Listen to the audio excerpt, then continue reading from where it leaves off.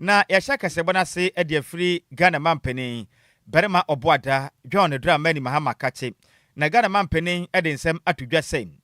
my Ghana yewo dwumadie sununku be yefa ne say school feeding program eno ye mofra wonom eco school ewo senior high school sunum eno mudi se nuane no wo mayi ma chese emo mani giye pam na nansen mofra no nuane ahodo mudie no empenifo kra nuane di fra mo no na eba eti Ghana mampeni John Dramani Mahama ne buafu okiremu am yentimi ntena wo manyim ma tabe o manyim ade hwom ye akuafo esikua edua buro edua banche edua chese ne boode esanso dua mo ne yatimi akra enuane we de afra mo no ne abedi e wa Ghana ede ba dia nti mampani se onte ase bi unti no emna mu ya da yento Ghana akuafo won mu dua mo no mo de na yento ne yemfa nkwa surprise wo my Ghana senior high school se wo my Ghana munyina na moa na emofa ne nyanuane pa na wonom endi na Ghana mampani John Dramani Mahama echirem say obesere asohwe my Ghana humasua so no perform dead da my Ghana humasua nyina no say obesere wonom ata omuntie ne nsema wode atodwai asopam ne mo na my Ghana kuaye no ne manko nkan emfama my Ghana yenkuaye ochirem am yene na ma eye akuafo mudua moi dodo na dua mo ma aka senso bi mu sede enso aka nwuram omunya atofo enti obesere won wade nkototo ni nyina fanko school sahudum na ye mofra wonom ekosini high school no free school feeding program no munya nuane pani no man yenko yenim na Ghana mampani echirem se opese oboa na akuafo no nya sika de shombotom na dwumade omudie no omunya hoden mapa na momfansom oman na Ghana mampani echirem se hyehye pod ye gwa kwamu no obesere se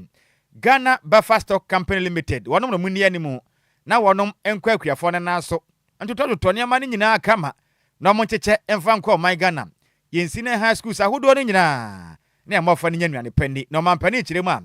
asamade atudwai asohwe my Ghana humasua so na afin so Ghana Buffer Stock Company Limited omo ncha ne so na hia sempa omo hwere mo mfa ni agro omo modern kototo mo no kama ncheche na obi ansan ka ne de na mmoa na my Ghana akuafo mo dua mo nso omunya dwete laja ni sika emfangu wonom ebotom Yantua kasiabone so no mampeni abedi eche ye Professor Agyei na Kwadwo Agyei eye Andra wukuo edi nsem tuja eche musa ya ade aban no efa so ye hwa adisua ho nsem so sanso no mo mukebie ewo man musa ombehwe ama ho hyeso sanso na adisua sombo ebekoso ewo schools ahodo eno ewo man Ghana mu na ya ade aban no eye ahosiesie se ne be ye obefa kwankyere ene afutuo so ahwasasa eye ahohyeso hyehyeye nina betimi akoso ewo school nim na yo mampani abedi echire edi nsemi edi tuja ewo abra odi awards edi ma basic school eye students omubom homodin ewo BEC so henim na school for mo show manuonyam ne be ye aduonu mienu na afiwe ye President Independence Day Awards no mo anetimi enya asa anuonyam hye na tima na eda so eye building eye prosperity restoring hope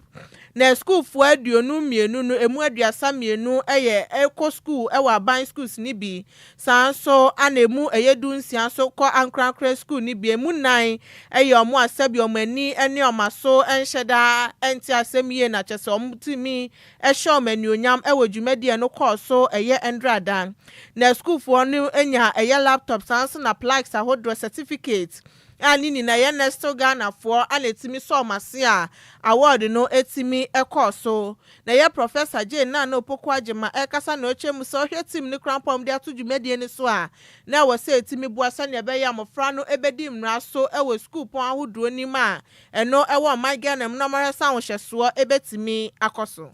A pleasure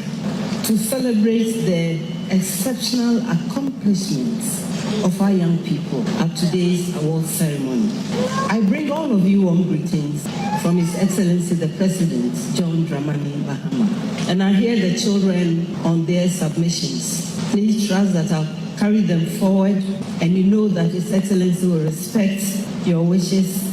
and ensure that they are implemented. These awards, that is the President's Independence Day Awards, continue to honor students nationwide who have distinguished themselves through dedication and discipline. We have seen troubling developments, including reports of exam malpractices in some schools, vandalism, and increasing disrespect towards school authorities and rules. Only only a small percentage of our youth engage in these behaviors. However, they risk undermining national progress and sending the wrong signals about the Ghana we want. In response to these concerns, the Ministry of Education, through the Ghana Education Service and key stakeholders, are working to strengthen discipline and value-based education across our schools. And Uti, Ayo Mampenia Bedieche, Professor Jane Nana Opoku Ajiman. Yan to Akasia Bonuswani and Yamfa and Infantry Mum. Our Civil and Local Government Staff Association of Ghana. A traditia, a can say crossack and I'm penny for a day. One atiatria, Hremam. One Edumaya for Yanase Kuniman in Yano. I would mean I can yes civil service and local government service and honor. Obi Antenafi, one more chassis, Eddie Free Adjoa Agyei. And no Ebeye Obenem Bosma, you win the tosso and crown our fame pimian Nedunisiam. Nan cratene, a coning penny for the Babontain, our ne, Obenem Bosma, you win the tosso numuno, and what we say. One executive secretary, Mr. Isaac Bampo Ato, let say. A work when he say, Kuno betimi, a quatinifia pom baby at Najuno, if we say. Or more than Sempi, equal to a benim. Just a ben yaboy abomodern aboyen fiteduku just en fano amfa ban ho kram entemosu nkonkwa adwuma wo mara sebe ekombede wo no kram na ekwo mpanyimfo ye kirema empanimfo dada ku na no head of civil service and if so head of the local government service and if regional secretaries de Glasgow empanimfo ni nyina no mo sere say obi ankotena fie yankopɔ ya adwuma dwede bai mo obi ankɔ adwuma obi ankotena fie kura na free say agudi aban no amudie sa akotonto mehwe to agro no nyade omani je ho kram na nkrata na ekirem sem wonom national executive council na ke no na fi nso empenifo de ka ho de nkrata akwada aban sem eye ogefo bosum etwam na toso donkron wo mfempem me na aduonsiam mu amoka kira aban sem ne ma hodo ha wo mo no sa aban antumi antena se anye no bo oyina ni edifiri so a wo ba akotie atua nanso o mo ahwe na eye obenem bosum na toso num nya de aban bebo nti no omo kwa kwatena fie omo nkwa adwuma efiri dwade bai ekopem mra aban beti omo so fam ekwo ni panifo nkirem sei oma yetimi obedi na adwuma nanso eba ne se nenne omanyi mpanimfo nipa odo omo som ne ma ha odo mo kape na mpanimfo ede omo sa hwe motom ene aleta momman yefie mo omo nkirem se mu mfie mo de omo so kwatena fie mo kwa kwedi omo yire na mo mpanafo aduane na nsam we mu na domko ma hye badwuma akasa de afon nkirem se ye aban de na wuyen Ghana aban ti sabe onwe nipa ho ana empanifo ya akasa kakrom bedi enti wompene enso mo besum ye adodode amude nya semkuma na MPP ma hye badwane ogire mu de ma de hye wano mo efia ne den edo ne mnyamfo Isaac bo amanya ko kiremu a aban na di closer company for ehwan papa penti abanye bibi mfanfa ho. I believe they are very much concerned about the government inconsistency in dealing with arrears payments or issues regarding conditions of service across board, because when you get government picking and choosing which government institution it wants to pay them because of fear that their strike or demonstration will go against the government, then they would look at the civil service demand and say that, come on, yours is not as critical as we see in other sectors, so we can delay. That I find is very unfortunate, because you see these are conditions that they are entitled to, and irrespective of the state of the economy that we say or the government portrays that things are better, the economy looks good. When you go out there to the market, cost of transportation is not easy. Any I would ye a MPP. Masha Bajani on the general demand share what more efia ewa takrad ne pote matemantem ni den do ni nyamfo Isaac boama nyako na noachi ena NDC wonu Masha Bajafo ebi atesem eye twifu etip moka Masha Bajani David eye wondi ena afenso Brekum West Masha Bajani oni nyamfo Dixon kiredua enso kiremu se anamo a eye closer company for tu ni yade a eha adwen omudi hu for nanso aban gusu bu adwumaden atoto ne amante momode ansan wo machi. I will call on our colleagues to exercise restraint. You know, this situation was inherited by this government, and the government is working around the clock to find resolution. Even though prices of goods per se have not come down dramatically, we all agree living conditions are better, because inflation is just 3.3, so the rate at which prices are going up is dramatically lower. Fuel prices low, dollar. So even though they're not getting the conditions they're looking for, they are better off under this government. And let me be clear here, this government is not going to renege on the earlier agreement with the previous government, except that we need time to capture all those things. So I will call for restraint. I will call for them to exercise some level of patience, and definitely they're going to be better under this government than the previous. It's unfortunate, first of all, the declaration of strike by CLOSAC is unfortunate, first of all. And I think that the authorities are going to be looking at it closely, and then we'll see what is due them, and they'll be given. I mean, it is not in anybody's interest whatsoever at all that government institution workers declare, strike. I mean, it's not in anybody's interest. His Excellency Mahama, that's not what he's wishing for. Again, let us not forget that we took this economy from a very difficult position, and we're trying to reset this economy and to ensure that every Ghanaian gets what he or she is due. And so we played with my friends in this CLOSAC to reconsider their decision. His Excellency Mahama would take care of every situation, and I think that will be fine. We'll be fine. I think the authorities will take care of it very soon, and then they will return to work. I will call on our. Any awoti NDC message for Bobuajumaden,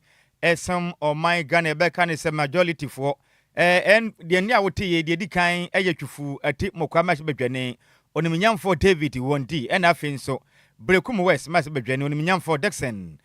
Chere Dia, and awoti wanom any.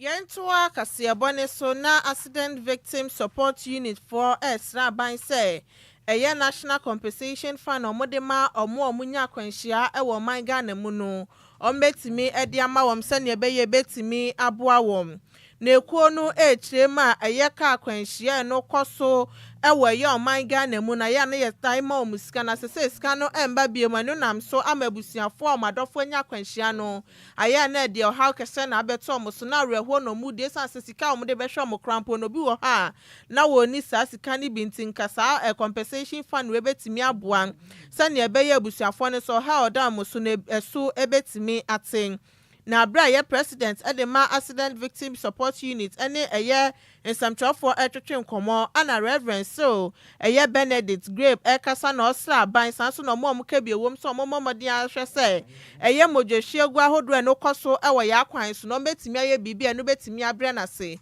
esan se ebro so ewo manga na mu de bia akwanhia si de bia na moja ehwiegu ntino mo ka biewom ni aban no emamodi aye nhyehyɛ se na ebeye betimi aboa no the same way edit tuja ewa bra me say Juliet Quesin eye maami a ohwere ne manum ewo kwa kwanhia nu esi ye afie twa mu no eba ensrahwe ana ochie mu se eye ade ane mai afri mu na nya ade aban ne krampo no etimi ama mu bibi so betimi nsoso ede akyekyere ne re enti na ban ne ye bibi mfa nsa na ebe ya compensation fund no betimi ede ama wo mesa nsa sese no omo na nya ade omo timi ebua nti aban na na betimi aboa wo nti aban enye bibi afama wom no hawa abede abusuafo omo nso na adofo enya kwanhia no eso ebetimi ate. You see the pathetic nature of our mother's incident, and it is not just an incident, but from January till date, you've seen how our roads have become dangerous and it has become risky, and you've seen the lives that it has taken, people, the numbers that have been killed, some unjustly killed on our roads and highways. I would call on not only the president, I will call on every well-meaning Ghanaian to put hands on deck, to begin to talk about the manners on our roads. The carnages is becoming too much. We at the accident victim support, we say that we are all vulnerable. And so we are calling everybody who uses the road to come on board, especially the compensation fund. I think that it's about time that we highlight the very activities or operations of the compensation fund to the entire country so that we educate ourselves on what needs to be done, like our mother's case and any and many cases that we have seen or come across, that the compensation fund will go to stand in to salvage situations or extend empathy and compassion to those who get involved. It is becoming too many, the accident and the difficulties, the challenges, the plight that the victims and their family go through. Whereas there is this fund, the compensation fund, that can easily come and help to wipe the tears and, lessen the pain and difficulties of the victims and their families. So I call upon the review, I call upon the chairperson of the compensation fund vis-a-vis the commissioner of the National Insurance Commission and also the entire insurance company to review the compensation fund so they can extend a voluntary help. Elia Uti Reverend Cyril Benedict Grape and a president at the Ma Accident Victim Support Unit. Yan Tuakas, Yabono Yan Fee and Infantry our sentimentum. Nana Matrin Kumya, Mom Kebi womb. Any addition, one more Seneja, and no was such East, mentioning our sentimentum. Addition Kukuapai, one more Japan. Eddie Adisra, Eddie Ato, one no men's name same. And pennyful more pipe is an answering baby 8 to 1 year or quetti quanswa. One month for the engineers, Saint Yamas, Trimaya, Dinner Papa. Na addition yet, we say. And Penny, National Senya, quetti your faso, 8 to 1 young Potemon Mona Coswam. Ebinimuso to Galamse, Ebi Honoman. And a monsas or moon so move for the Ninada, any Pama S. Ninam. Na Madi Shejemre, any dear Casabot train command of Muti, we say. A how pa na ba ene, obi to Missicria, Edria Cuckoo. Edua bro edua banche cheso otumi dua bode na kwabrane ekotuni nyina toagu adentia ode honom ba betu anwea na ekom pe wa na twa adehie ebi so de honom aye galamsey site ene galamsey so mutu ni na ekom fita na eku adehie kiremu a ubowura mu ewo sene agya krodua ni mu a kire se nnwuma ho nyina titiru pa boa ma msa kwa ma na yekuaye na sabi obi besi kua no kwabrane ekotu anwea ho no wase omumfude na okotu galamsey ase omunsu ase omumfude de a na omen yekwana ase omobaye omu kiremu a Ghana mpanifo de biada omoka se oman fapem ejine kuaye so na so man hwe han sa manipa kuma bi didi e de enso mienu didi omanyim na adehye aka ehuna mane ni sente ombesra ban otu ho na mopam adehye ya kiremu se ensase bedi omudi kuye boa pam na ma konkan bowura mu ewaye ekwankwa nuase kroduam ana afin so eye entunkum so eye teteka so ni nkonkura wo de atwa ho ahia ni nyina no amanfo ase ni nyina dane muna nyame anyi wadompo a ukofo no na sade asa beto amno makogu de sente ombesra ban de adredem ano ahye ahokyera baba abaya nsore waka wamba pam adehye etu anwea kweti kwan so wamba pam galamsefo a adehye mo sene agya e wasakire East Mensin mo santemantem ne kom ene beku wonom nimbi afa ye kuro ye tu anwea se ye nkuro nyina mi kuro mesu nsuo bia sai ye nyina ye wura otumfo ose tutu nana mesro komemwa o na suma wo mpanifo bra na o mehwehwe mu maye na wo bra mehwe galamse pa ya dane na anwea sa ase ye tu oseni agya mpotem enkwankwa anwea entunkum so eteteka so brofu edu President Mahama mesro bra ye sra mu na bra be boa ye na seni agya fo ye bre pa assemblymen deda seni agya mpotem ha na agi ensase ni nyina na o magye contract na mu tu anwea abra na nanum nim ho hwe sesei ye da a chiasem ene bibia wa ha na sei galamsefo sei ni na o mu tu anwea o ma magye so mu tu anwea de so mu yo mo sabo na wo ase no na o de kwasante achem na o makwakoe me kokan ya sei DC sei DC a mo kwan o mu tu mi je sra ban so na meboa ye sade anweafo ne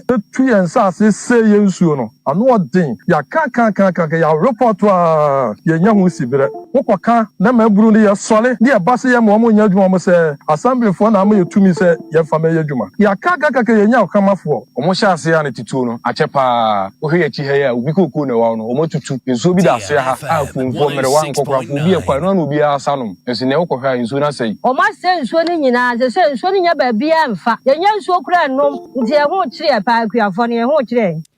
ene akuafo ne brampa wei aya adehye a wanom ewo sane agya eno no ewo sakire East Mensenem ewo santemantem wodom akosem ene yede asumwim na eno achi ana banem sine de ma adehye a wanom ewo sakire East Mensenem onimnyamfo Ibrahim Adams ekiremu sem ontia senti de enti ene nipa bi de sombo ebo Mensenem assembly mpenifo so womo na etu sa na moy o kirema no kura bia nim enya de assembly no akofa adehye so mutu galamse no munyi sika from botom no kura ba kompo nim bia na ba na de twam na adwuma mo yeye ene ne da so koso na pa sa ndisi abanye ba ye se sekire East Assembly no so no mehunu se su de nyame nim no kura bia nim kura anadwo be 10 11 na me nko a me nam hush HC sun winning contractors out. So, all can say, me ma ba na me to anwa ne san konba ne san konba ni na. E bia ono no records no wenim say a previous administration time na omutu rekwa satam ba na me ye de me ma hase. Concerns will raise say to galamse ni san konba me nia afijase what will be to galamse wa ha. To bi obeti sanse mo nyina no montungu. Ene wonu montungu ene atie bohura mu wasante mantam ni mu am. Ono ene ye aban enam sini de ma de sha wonu wa sechere east mensenem e wasante mantam me district chief executive de ma sechere east district e wo Ashanti region din de onumnyamfo Ibrahim Adams ena wote ne nkan yento akase bo no so. Yantua Kasiabone so na Ghanaian Society of Cardiology Edin Sema Tuja HM se Osha Kumayari Hodu Enokoso Ewa Yarisabia no wa Ghana mu a na chese akoso ye baba pesa ansen hwehwemu abetoja no HM se 8 out of 10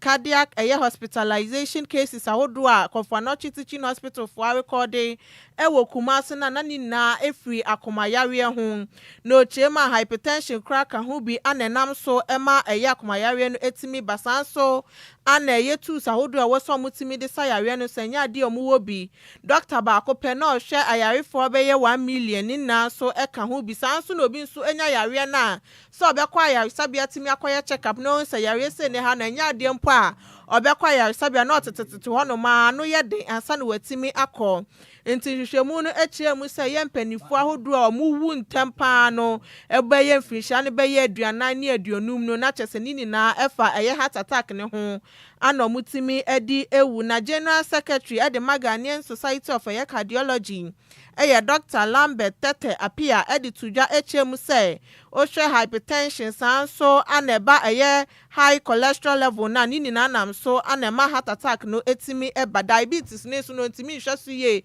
so bekwa ya sabia kra na wakoye hwehwemu ne etimi ama na duro betimi kra dia so na onko kese ana no so akofo how ede abrewom sa wakoma no se moja ntimi endia funsani wom na no nam so nti no ana otimi nya heart attack ni to so mbomodi ase ombetimi akwaya sabia akoye hwehwemu. That was published here at Confranochega, Kumasi, which has shown cardiac diseases are on the rise. In fact, over a period of 10 years, between 2004 and 2014, which data was published in 2017, shows that the commonest reason for cardiac hospitalizations is due to heart failure. So it's a big issue. The second thing we did in that study or in that data show that I wanted to know why or what were the underlying factors for why people will come with heart failure. And we realized that the commonest reason is hypertension. Eniya uti ye General Secretary at the Ghanaian Society of Cardiology, Dr. Lumba Tete appear. Enuechi and Ashanti Regional Director at the Ghana Health Service, Dr. Fred Adoma Kobuatin, church in Semnimu Ekwechi, and Ochemu say, Obaya cardiology healthcare delivery no koso ewo mayuma na chese ni titru ba santiman tema tools ahodo a waso amode sayare ne krampanya de omuwo bi and the doctor ba ko pena patient be 1 million no hwe ne no so enam so anasa niam we nyina etimi ekoso. Data from sub-Saharan Africa confirms that hypertension is the predominant driver, contributing to nearly 40 to 50% of heart failure cases, followed by cardiomyopathies and rheumatic heart disease. In specialized units like CAF, heart failure accounts for a staggering 88% of cardiac admissions. These numbers reflect not just biology, Dr. Chair, but the lived consequences of late diagnosis, poor blood pressure control, and uneven. Eniya uti ye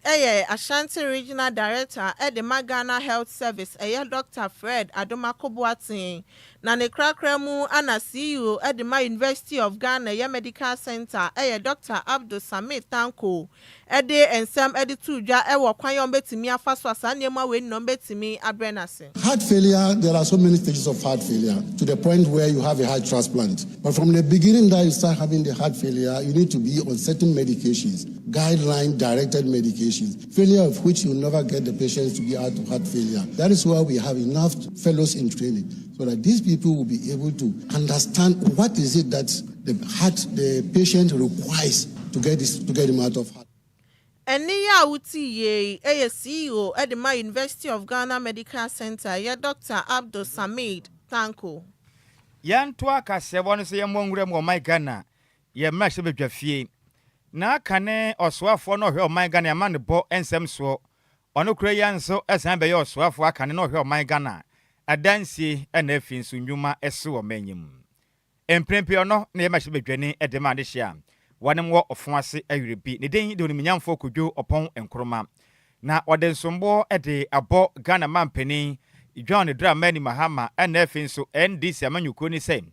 na nsen so omkeke kapa se o man Ghana tebia ye wumu no bibia ye kama okiremu a Ghana mampani John Dramani Mahama na no da okogina mase badwafie eka kasa ya de for man Ghana bobra ye wum ene efitiri mra Ghana mampani ene NDC amanyuko yi ebe for man Ghana benwa kese etena so efiri mfimfim ye na dununum bepempempensuwe no o man bobra obeka ho nse no okiremu a wanom betu mfuturo pi egu Ghana de hyentitiriw efatebia o man Ghana wom na onimnyamfo kasa mu na okiremu sei ensemi honom a yepa efiri sei die nti na o man Ghana mampani betumi abegina o man Ghana mahye badwafie abeka kire Ghana fo sei Ghana manyimu ayede dede sese bitim pampa obia ho ato no na maboa kofom o bibia de din nti o manyi die yakopon anim nukure nim bibia de din ukọ mmonte ahodo a Ghana ni bia esiri fam pam na wokiremu a ensema Ghana mampani John Dramani Mahama beka ye no nukure bia nim se uba mmadu ato anamon ekwankurase ekwakurafo nkyanya ebra pa ne amani huna ye nuanom akuafo fam no nya semukuma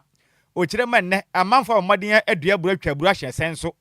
omunya atofo nto ukọ atifide mantem omamudua buru ene mo omatwa ede agu asenso nanso omunya atofo ena ahokira aba no nya semukuma omo kase ukwadwam a yeto ade bibia dede nanso okiremu enne adwadefo ni bisu esu no nya semukuma enti kodwo opon kroma kiremu a ensema do Ghana mampani John Dramani Mahama ene NDC aba ne kase o magane mo de no enya sa nete eno ye nkonta ye nkrata so nkuntabu no mo kofo mpa na hwe Ghana ne ateteremu a ne kurenim ne santi Ghana mampani ana afi nso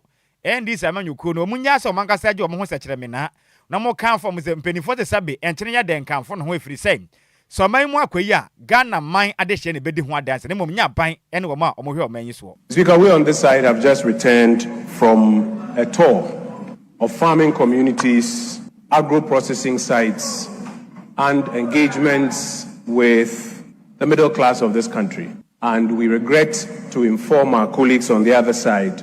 that as we listen to you paint a very glossy picture of the state of the nation, we observe that there is a wide gap between your state of the nation and the lived experience of millions of our compatriots in the country. Mr. Speaker, this is happening. This wide gap, this wide dichotomy is because our friends who are in government are sitting here in Accra and are generating their own data. They are reading that data. They are believing that data. And they are telling the people on the ground that that is the reality on the ground. And Mr. Speaker, we are disappointed but not surprised. We are disappointed because for a party that claims that they support the grassroots of this country, it's surprising that in 1 year, in fact, it's disappointing rather, that in 1 year, they have forgotten about the realities on the ground and are sitting here quoting 70%, 20%, 30%, 40%. Just 1 year. But we are not surprised, Mr. Speaker,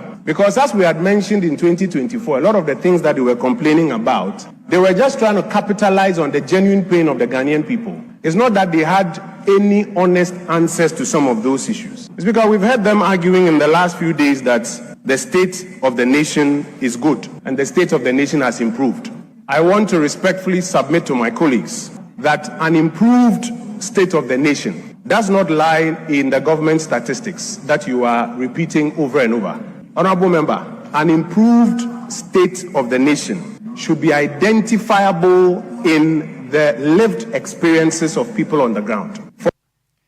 Na ne kwa kramo no numinyamfo kodwo opon kroma etwa na man boso ene wo kiremu a yang fanto Ghana mampeni John Dramani Mahama ena ND Samanyuku nanim se wom se mo bae yanya hwekwani pa akranya adwuma nanso wo hwe ensema hodo a Ghana mampeni John Dramani Mahama na no okogina maseba dwafie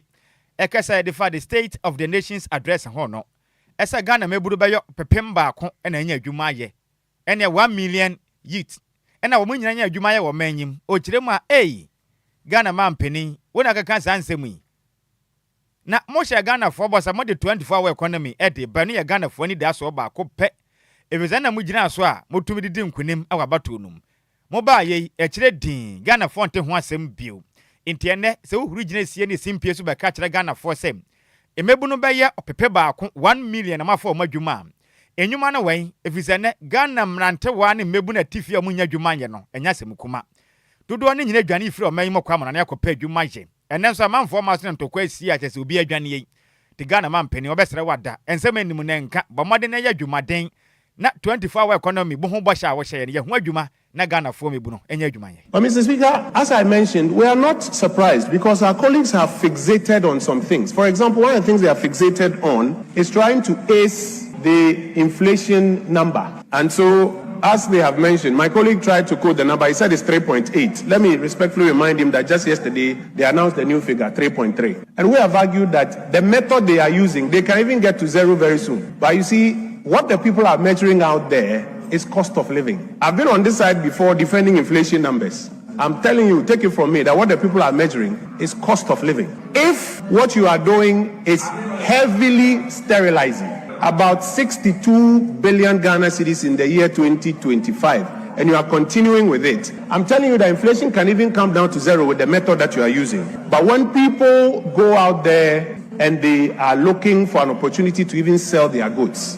they will tell you that there's limited currency in circulation, there's very little money to generate demand. And Mr. Speaker, the sterilization they are doing is costing the Bank of Ghana so much that already the Bank of Ghana is beginning to prepare the grounds about the cost of their open market operations and how it's affecting their books. Mr. Speaker, one of the biggest statistics that exposes the fact that our colleagues on the other side are disconnected from reality is when they claim that in 9 months, 1 million people have found jobs in 9 months. I am sure that even the government statistician himself doesn't believe it. For our colleagues who are here, they themselves know that it is not true that 1 million youth have found jobs in 9 months. If it is true, why are the young people in your constituencies chasing you? Where are the jobs? Your 24-hour economy has become a hoax. Your 1 million coders. People are even looking for those who have supposedly graduated to give them contracts. We can't find the 1 million coders. Mr. Speaker, as for their other apprenticeship and job creation programs, the least said about it, the better. So where are these 1 million jobs that you claim you have created? As I have said, you can recite this number over and over again. The lived experience of the young Ghanaian out there is what will be measured at the end of the day. Eni a woti ye akane oswafo no hwe man Ghana ya mane bo ensem so no kura na ye adehia wode mo ofo ase ayirebi ma hye betwane din edo ne nyamfo kodwo opon enkroma yenya we so na yankeka madwen cham de besome yo Facebook no so bi emfa enselmo na yakọ Facebook no so ame wo fa ase DLFM Adjoa Agyei di aba na wo so ma yadwo na wo fa Nhyiraba Kwadwo Sammy bi ne Adjoa Agyei Sikapa ohwe live edi free Christian village achem watancha kase nkoma Fita sa kado silver lady abia wa hahima wo chia ne pa no wa fa ne seto mate sansoro yibobo aten edi bia ba so hwe live edi free atwema eye ne lebehe na enchia kese de akwama na dofo nyina de aka ne de enkadem na sanso na Esther efia de aba na wo se me wo fa wo se ateyo memma wone Adjoa Adjoa den Osima woni Adjoa kase bono edem pa ochena ye ma wode o meda urade ase pa ohwe live edi free kakasu na nkanama 1 na ohwe live no de wantwire ne twi sanka na mehwe mu free kakasu na nkanama 1 aya me offer na mu twire twi nyame nhira ma ya de pa enti Esther fia ma happy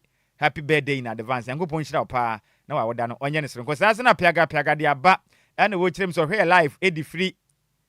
Achem master for him say aban papa or say the aban boni aba. Me wo fa si we pa. Na Bismarck edu said the aban was say what for prepare for tomorrow why? Hey, mahu we se ba na se Bismarck ye twi no tutu anwuma Ghana for say ye se me wo fa si. Kofi ko he message na why na screenshot to me ho. Or say prepare for war tomorrow. What for Nhyiraba Kwadwo Sammy B. Sa wate. Nti se chena ye ne ho adwuma mo bia meka senti am wo fa. Biso no ne ho pepa. Ne ho je. Na agye wudin na dwemo nkranza okirema Ghana mampani ne NDC emra mo positions ma mo kan mo ban ye no mu DC nto mbesra ban aban eni ne bo hye so na sanso na ye Parkway Thomas ade aba na ose wo hwen yen edi free tema community 2 BBC ni din pa hye de kama ye ba wasaba GH mate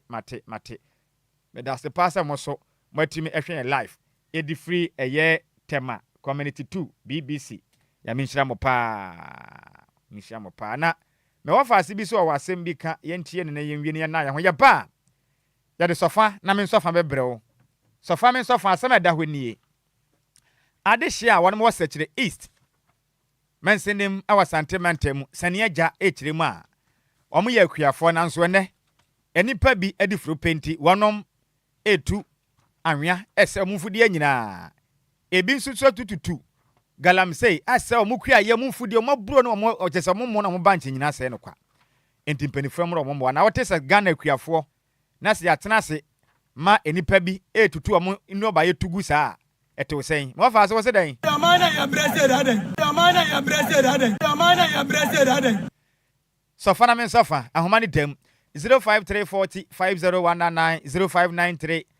406565 05340 50199 0593 406565 Ghana de sha mo wasane agya e wasantema mu kiremu a omo yakuafo amanfo tu anwea san wenen ese wo mfudie nyina ebi musu tu galamsi ntene omo mfudie nyina se yaban ama na o mebwa wo ma asetene be ye den majo ya awura miya asante zongo mpom design oso so nya za fehu ana dawruma be hoye pa me yentewa ni 30 seconds ayo mo medasi papa kemitie die empanifu o kroni so ana ekasaya ne chese o mai politicians ni di abro empanifu na won se ahemfo so o munim ho hwie papa yeza na omchemu o msi o munim ho hwie na o msi awakwaje ayifri atamre ni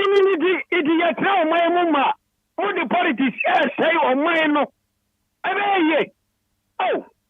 papa na ko bon kan ho wate right yankopon enka won so ho pa wo so betumi abo aguramo ahomani demo 05340 50199 ana 0593406565 ade sha mo wasane agya wasantementem sekire 8 district wa mo kiremi so mumfudie nyina nipa bi etu anwea se ne nyina sanso de galamse tuo ese wonom emfudie nyina ma adwomedofo papa Adjoa Nhyiraba Kwadwo Sammy B. Oh, senior man himself, Dexon Bada, Droba, Achem Edukro, my Philpa. Agra, my first fee. What for me? Amen, one council, you into any label. But that's it. I am a name owing. So, Papa, na Ghana, or yin, kebi, and my bid me say. Aka ti mesir wona kebi because ye wo DC wo wasam na man any wo MP na so Ghana ha dwuma kita ye empire exeter edwuma wuye wo hwe nua nga ba yina ye bo ye ho aba so ya eyimfu ye bi se emfu na ma binum wo mo ga ye nwai na ekoso do me so me da se pa me wo fa majo me dofo Crazy. Hey, what for says Akumo and Pom design? Thank you, Nyame adomo. Ye may enter ni mre wofa. Praising ya someone to Ghana ya penny for. Moa. Oh, Enquires. Kemra ya juma pa, kamye sure say sadi ABC. Kemra ya juma nye sure say sadi ABC praising. Yo, me da se pa me wofa se set Sakumo no Nyame kan ho pa. Majo me dofo. Hello? Yes, sir. We didn't be a free. Me pacha kasa fidie ne wosoro pa wan kind of ma wofa maso obese na ma mentime sra ma kasa fidie no enko fo ma na sa obetwe ho efiri ho ma tweme ho kura efiri ho okay udin ni bio so for anso oh so for anso kasa firi e kasa firi enso sina me yenti wanumre aminia e ba sre Ghana politicians na kwaya omo fa so ne bi in fact enye kwa Well, say some ya can. Company for ya na tu. Almost more quite say, Papa. So call Asim Secretary. Be unam a sin on money idea. Hey, Omujina ho every keta omutu. And Panifosu Chamu Hoko Kumasan money idea. Almost say Papa no Mokungalam say na. This is me, Yensuina, I say. The open sweat in the crown of my winner view. Yes, Romopa, a bunch of 2 as there, and we are getting our own coach. So, the money idea, we are getting Omujina, Lola Kwan who Chamus and Kokuja, to pass as a nappy waiting Christa. That's almost an quantum phone, and yen, would see the group, Urban some a war pan watching the good quantum, a chunk of 4 times, etc. And the time you know, I say, yeah, that's it, Yamen can't hope, my job, Medofo. Ya Adjoa ofa. Facha mpass wagina so ache udini baby akasa free. Eh from ya think me kasa fi obo adaka. Senior me yenti we no Eastern region won. We see every ni san wo me. Okay me yenti o senior. Assassin almost say no. Omo kan hu se Onyankopon no obo assassin ba ko pe on san ma me bobiem. To say na ntirima no dachi bi lo munya aduani ni. Nti mesro mo se omunya assassin se me da se me ko bi so kasa bi. Me da se pa no adwenkyira wo de asom ye enumre ya homa ne da so atemu ye be fa afrafo no kakra ka ho na ya praprekire 053450190593406565 adesho mo wasani agya e wasakire east mensin ma sentiment mo mfudie nyina mo kire ma enipa bi tu anwe ase ni nyina sanso atu galamsi e menne kua yensem akwaya de se cocaine e wo potem ho majo Odina bia kasa firi medofo. Okay, friend me. Kasa kasa mandamon. How fa me enti anure. Anumre de mpenifo no. Omo mbo aye kra. Nsu asama aye ken ofa. Baby aye what se sie yi wo. Ye to nsu okofo gallon ice. Eno kra mpo no wunya bio. Pipe we re ni mu nyina ma. Uko chimia na konye bia gallon 5 cedi ti ye bisa 5 cedi no dodo asan ye beto ansa na ye yusu e wo fie ayo yes aye blepa yate impeni ko no momwaye yo nyame nka ho pa ma ho fe majo mina apomuti say ya me adom fo na nani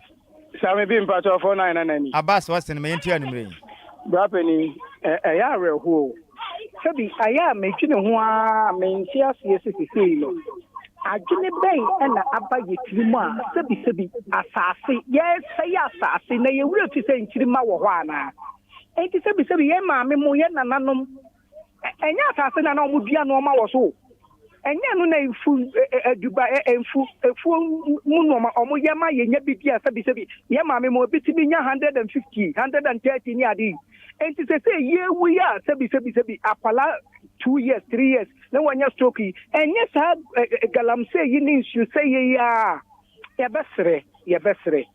ye kwaso no abote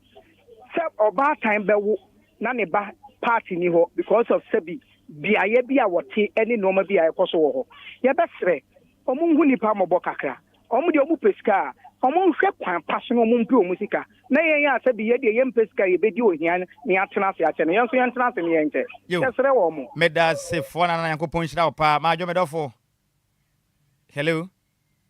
me wofa si oba na mse wada mesre wo ba enna wa homa no se be ha dwen ma me fa me very final call na yemfa afrefo dwumadie no emfansi homa ne dem 05345019 0593406565 adesha mo sentiment mu sani agya eno no e wo sekire east mensin mo sentiment mu kire mu a ono mfudie nyina nipa bi nam kwete kwanso atu anwe atutu ni nyina to agu asanso edigalamsi ase wono maburo mo banche wo mufu bibia kire din majo ja papa udini mabia akasa free papa ndindi Elizabeth kasa free kasa ko awo fami enti anumre ana mi sa si eja yempanu foi machines ya editu Can say, I know what I say. How about a will be brave? And see, I'm for the free back. And over shares not say that. I'm for the anako. It's a mimi cheat trade our habo. Me, I'm to be pa, no ship on one hour. It's me just if I shall not say, let's see, I didn't.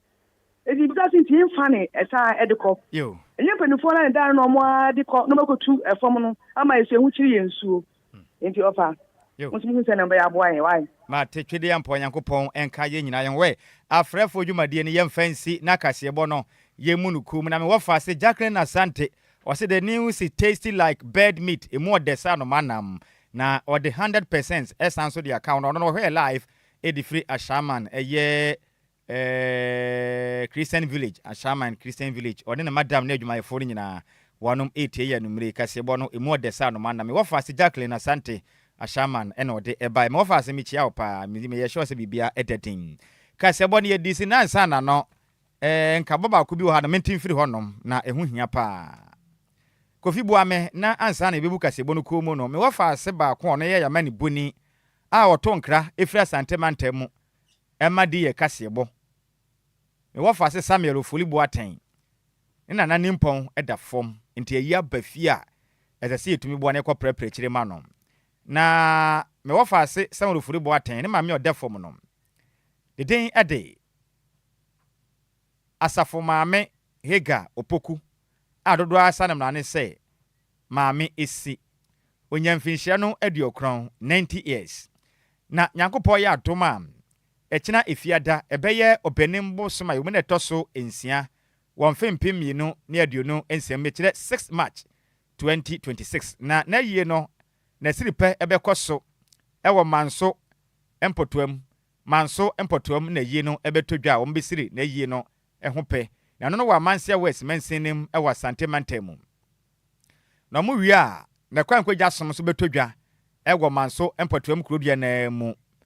eno so beye obenembo soma yo mende toso enson won fempem yenu na adunu nsia mu wi a ebusan besan betena se memmen na kro na so eno so besan so ye obenembo soma yo mende toso enson won fempem yenu na adunu nsia mu ewo manso empotuam eno no wo amansia west mensinim ewa Asante mantemu nti okiremu am wonom enam DLFM kasafidie so etonsa ede afre o my Ghana nyina se ene ya de nyina asafo maame Hega Opoku adoabon ma ne se maame esi afre ntoma ne tintirim onyamfinhie ne aduokron nti ye nyina yenkwata yensam twani nachi ena afin so ne ba onsi ne fom kra Mr. Ekwesi Ampofo adoabon ma ne se great chairman Otega na yenkwa prepare om no mayi no bibia entumi enkonkan na great chairman Otega ono no oye minor na okra yanso ye businessman na dwadie ne wodi na eye yenkwajakwaja nti yenkwata abusua na chi na yenkwaja wo no mefise wo no ma anka wo no beba beta ye nyina chi yanam sini otonkra wa Asante mantemu na ato no nti ye nyina yenkwata na chi na bibia enkonkan fiada di ye ne echina da na meme na so na yenkonkobwa abusua no na sanso na DJ Afiba the international DJ amesoro no na eba o kiremu a asema sifie if it's a 1 week observation edema eya baya zivo eya Fiba na nkura na busua na nkura batane be no kiremu se eno omo wo mampon kwanta na Yakopɔ ya adoma baya ya wada obenimbo soma yo de toso dumie no ewo mfempem no na adunu nsia mu wo mbetena se ewo ye Sichiavi family house Sichiavi family house nonom ebetena se anopa nonson na o matena se ekopem enumere eye no nsia etom to nsa de fragana fo nyina baya zivo efra ne ntoma ne tentirem nti no 1 week na watwesom no betodwa ewo mampon nkwanta eye Sichiavi family house ho ne dwumadie no ebetodwa ewo yawada ebeya ena yawade na otwepepe ne dwumadie no ebetodwa be 12 March 2026 anopa nonson 7 am ekopem 6 o'clock am na dwumadie no ebetodwa we kase ebo no yenyina nkabo iso ne yemfa ne nyina emfansi emusemufo no eya maize mebele ntwene se mu ede ema yen champion trader ansoja berma oboada jesefie hanom wabɔ yemfita duko no motuam no wasan bɔ desin pada de ato aso ono aba onfa hwenya hwe kura oyese wotete na onfa ho because no mre mu ede bra mu aye den ene wasede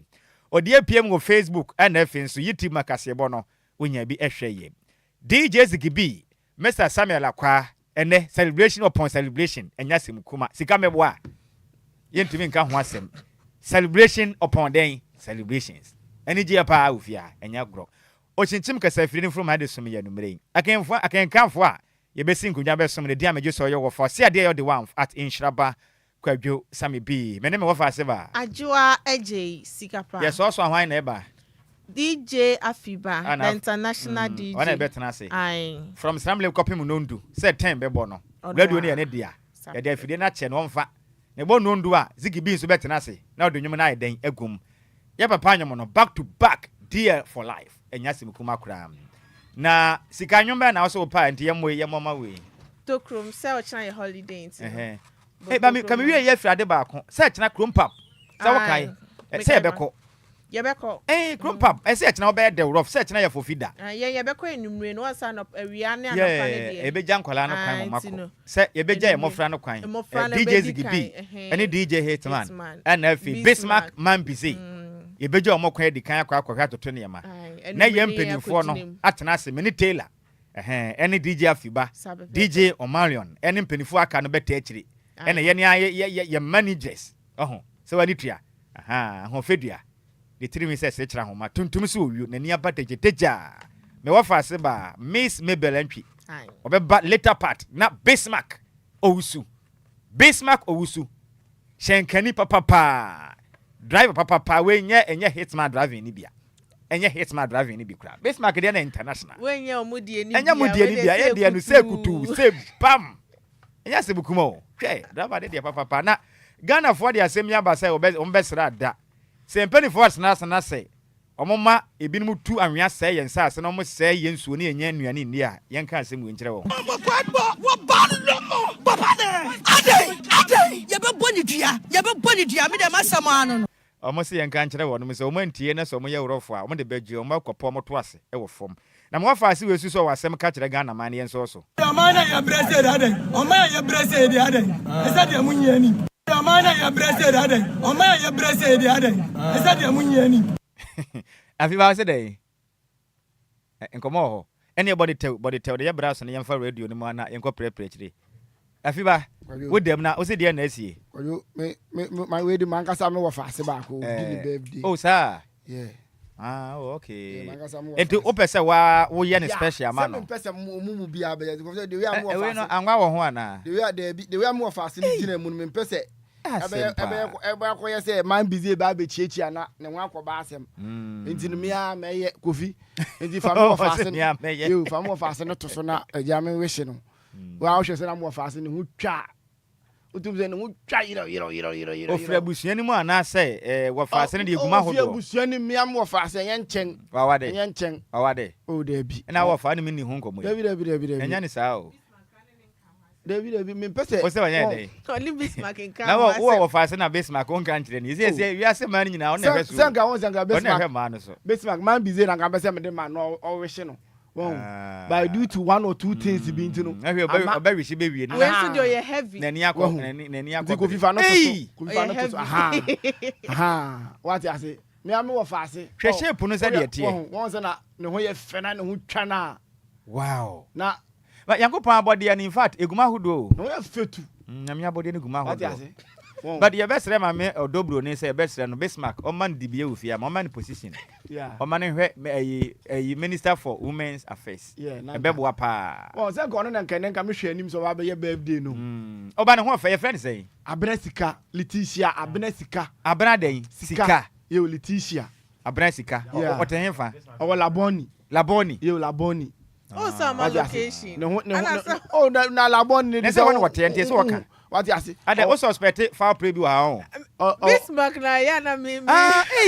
oh se ko bone ti kwa ande a wo kire le baby ati na woni ne number ko ti bi ko se ne hwene no hwene hwehwea man bize won baby ama no ho ofa bia na yese ne ote pampo se ne kama yede ne kwa ha yo ne hwene hwehwea me na me ka kire wo ani o kira de onya wo because o kira he no wo fa se ya ba fie nti oba down and na me ka se nka ne ho asem ne ya nanso message bi ode aba se nya ho bo ntwe ne kire oba bedi mi dwuma ne nti enti oba ya no ho ofa ni twapa won ade ye on on ware aya boabo mama ware ni nyina no brɛ me na wo fa me mfo mo to me fa so na me mu na mo ho ofe mo ni yere mo no me nye ho adwuma ma wo no Matias me wo fa asefo no de wo say oh no ho ofe pa na dia obi tumi wa na wayi ni ka wato fo we dey say wadi ho ada say o de oni mo no we kura ka me hwe anim say ka no ma menua ba ye bia na unua de on akɔhwe wahu unua de o de o sa akɔ echi unua de say ko ka sa ordinary mai me wo fa si odi otu ousa ale otu ousa usa omodi me na asema ye ka di si omodi me ka asem kire empeni say kofi abema ska na ono a empeni say sabo na ngichima yen say ne bon enti for now no nipa ni complain ye dia de tene say ne bon ye ha no enti we no ne ho fe ne ho fe enti oso be wale da be o we ni de won say me na mama na tono bu asikakra wahu me na mama na tono bu me say on say na ho fe ne te no on tono bu asina na on ware nipa ya ada na wosiri oh na say nipa ya wasa asene so na nya obi a na ye nipa sa na mu ni mo was say wan tono bu asina say man busy mu be hia na o say o kira ko ya na wa be tia na wa be ja na sima sa ko kiro mesra mo fa asene ko ya de ne fa so na anu enyen dabi man busy no no otumi tia na o na o kira wasa kiro bi fufuro dabi say ne ya dofo a wonom pe na asem e na wo kan fo mo wa ye sa mazigi entumi antena wa so da be fia hu abai wa no twa ozo wa tefe wo fa asene wo twa ntina zigibi di na no fa na man insura say insura na say ye pe obama na wale openi mame ale me no wasem say wona ye na ka bibi sa kra nka o kan wo ye den yen ka ne kuku amu e say da bi o say o kan wo so de makofi sa na say chiro bi be hu say e wo hono ma me de wana say me e wo say me hu anibo it is a coffee na dem na che ye hu so be ni o na ma ye be ka so wa fe wo ka san ka de ma kofi ade bi de sa fe chiro bi de bi hu ye na no ka hye na bi a ho de sa fa na kofi be ma 100 cedis no mate enti ye wo fa se ya mention bom ye be sere Ghana de hye se de di ka de to ma dem no ya me ya do ma china da krumpap tema e ho be de pa e ho be de anka sante ye be sere momodin ana mo nya hoboa e china ya fofida mesrew why ya adwuma wa Ghana mem why ya adwuma nya chena adwuma abakwa kwaye na anadwe na abeyi we ya adwuma na pon adwuma de na kasa hye ase anumre enti ye momodin a ya pon no bra we ka pre wuntua bi ka betua sika kra e beka se bia me wa fa si hwana ade obetu dabi o zigi Mr. next time oba ha bo menkaye kofa oha bia mre me wate aha enti no e chena ye kotema krumpap ye kwa kodi dwuma soronko kra honom enti ye besere obia nya hoboa kama na ye nyina enko poya adom ekina da krumpap eho be de na ye nyina enko ginam fefe na ye krumpap ena fi DLFM na kan bo madwuma de sunko we no ye de brem etese na artiste bebre wo so DJ spin ne wo so adwuma de we no enya sim kuma se afi ba kina ye beko ye beko wawie asa wo interest wo mpa there is when shira na so shira when shira chi obofo market so ma me machine o de ba fia na ye pa bia na adwa pa agi am obi o oh there be asa when shira shut down ko ye fa ma Bismarck say Bismarck wale Bismarck usu so wale mo fe ma no and don o tie me abibia ni a twa me star call na eja ko fisi emwa wo yes don ka me de ma wo na tailor say onye ntino nyame na me ye yo right etika se bo no ye de sika wo se nyuma wo pe ne ka kira Ghana for the moment wo se na ye holiday into Tokrom en na ye nyuma wo pe Tokrom ni kira se kakra de ntine sa nyuma na ka wakoma se momo wani daddy neto ne nyumo no se akoshe Tokrom se adepa bi akoshe Tokrom nti adepa no akokrum pap nti e kina Ghana for pe so bo hu ba bi adepa no wa ya peja de free nkra ha nyina akoshe hin krumpap tema 8 and 9 junction me kire senior man me wo fa se kuma Mr. Kofi me chia no krumpap CEO ene me wo fa se fo no e kire mo hwe se beba why nti Ghana for de masi ye kwai DJ F ba na radio ne dia se bo no ndu a radio ne ne dia biu eno wachi Ziggy Beans ba be fa radio na fa ade a chia e free wo mo nsam ye ma mo nyina monitor ade hye Sikapa Adjoa Agyei Sikapa nwomo se Tokrom no mo nyina mo dia